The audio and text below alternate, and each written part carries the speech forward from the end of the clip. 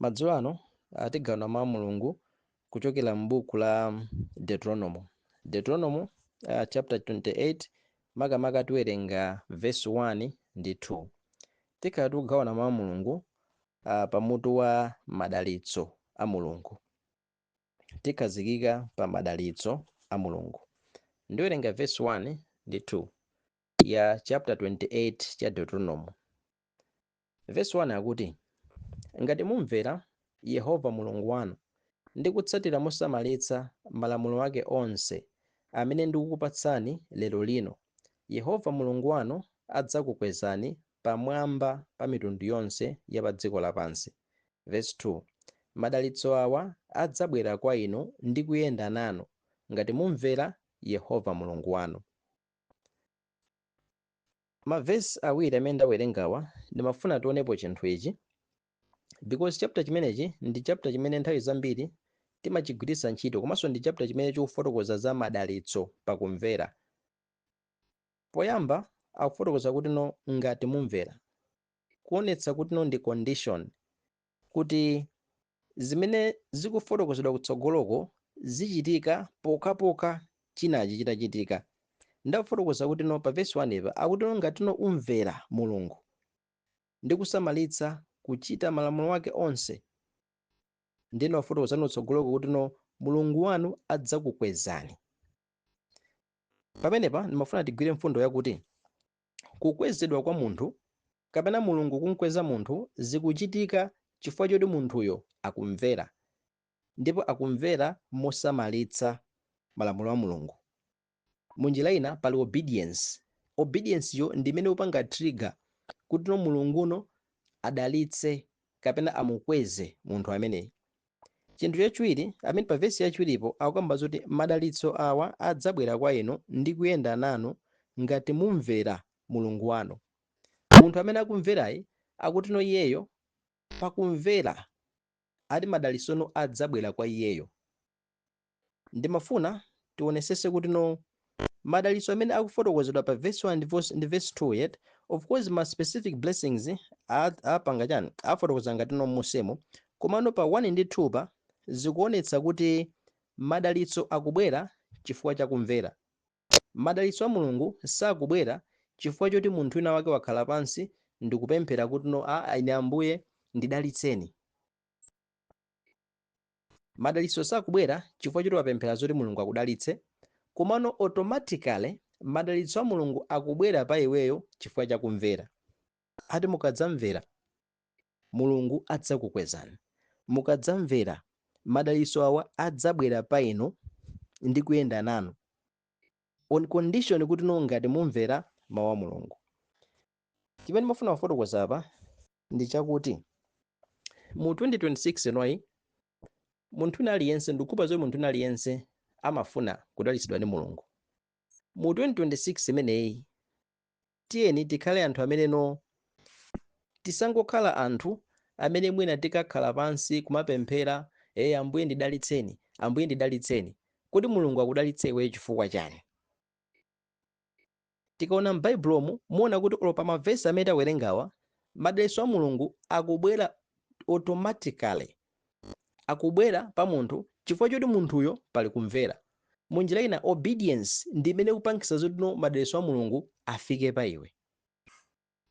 So munthu olotakhala kuti iweyo kaza fasting mongati mwezi uno ni mwezi wa January, mipingo wambiri pamakhala like kind fasting whatever, even fasting iyo utapanga nawo ndikumapemphera even ka daily Ambuye ndidalitseni, Ambuye ndidalitseni, komano ngati nomwe iweyo kumvera palibe, you just wasting your time. Sizitheka. Mulungu iwe sakudalitsa chifukwa choti wafula kwa Mulungu Ambuye ndidalitseni, komano Mulungu chimene chitampangitse, in fact even olosana pemphere Bible mavesi amene like mavesi awiri awerengawa they are showing clearly kuti as long as iweyo as long as there is obedience in you, madalitso a Mulungu afika pa iwe. Kukwezedwa kwa Mulungu apangitsa kuti akutani ukhale okwezedwa, ukhale udalitsika. Tikamaona even ma examples osiyanasiyana m'Bible pali ambiri, komano ndi nthawi mwina sitingafike kutali, koma even tikamaona ngati Abrahamu anali munthu odalitsika ndipo anali ndi zinthu. Komano pa Abrahamu tiona kuti pa iyeyo panali obedience, panali kumvera, ndipo panali even chikhulupiriro mwa Mulungu. So Abrahamu ndi example imodzi ya munthu amene anali odalitsika, komano kudalitsikako sikunangobwera chifukwa kuti angokhala pansi ndikupemphera Ambuye ndidalitseni, iyayi. Komano pa Abrahamu panali kumvera Mulungu, pa Abrahamu panali chikhulupiriro mwa Mulungu. Zimenezi zinatsitsa madalitso. Chimodzimodzinso Joseph nayenso adali munthu amene Yosefe adali munthu amene nayenso Mulungu anamudalitsa kwambiri ndipo anakuza malire ake koposa. Koma tikamtenga Yosefe tiona kuti iyeyo adali munthu amene anakhalabe okhulupirika pamaso pa Mulungu, even posatengera nyengo zina zake zoyipa zimene amadusamo. Adali munthu iyeyo amene tchimobe amaliopa ngakhale akudusa mu zinthu zowawa, chifukwa choti akumuopa Mulungu, akumvera Mulungu, ndikumakana opanga tchimo chifukwa cha dzina la Mulungu, posatengera kuti nomwina akudusa mu zinthu zotani.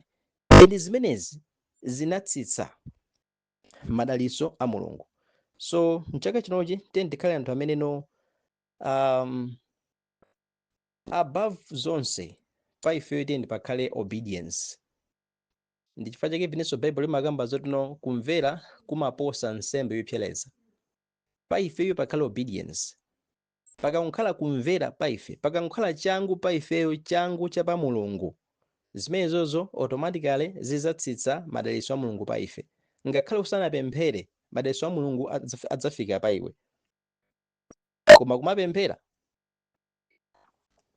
yet moyo wako sukuyenda moyo okondweretsa Mulungu pa iwe, palibe obedience, ungotaya nthawi kumapemphera kuti Ambuye ndidalitseni. Ayi, madalitso a Mulungu akutsatira obedience, akutsatira kumvera.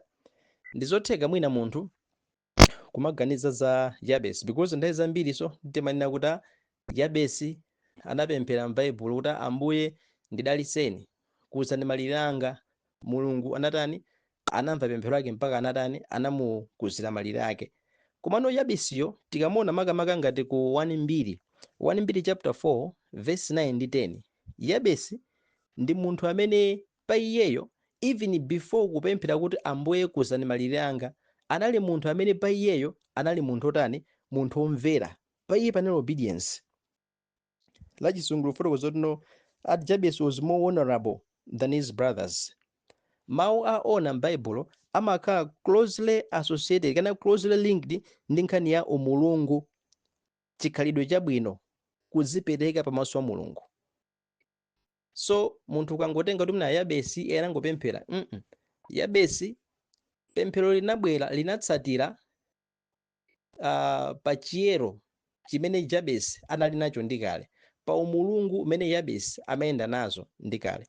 So mwachidule madzulo ano ndimati tikayambirani zimenezi kuti 2026 ndi chaka chimene tonse ndikukhulupirira tikufuna ndithu zazikulu zichitike pa miyoyo yathu. Komano tiye tikhale anthu amene titsogoze kumvera, titsogoze kukhala ndi changu pamaso pa Mulungu, titsogoze kukhala ndi chiyero, kuyenda mu chiyero. Zimenezozo potengera pa mavesi amene tawerengaja, ngakhale iweyo usapemphere kuti Ambuye ndidalitseni, zitsitsa madalitso a Mulungu pa iwe, zitsitsa kupezeka kwa Mulungu pa iwe. Mulungu alemekezeke chifukwa cha zokambirana zimenezi mu dzina la Yesu Khristu mpulumutsi wa moyo. Amen.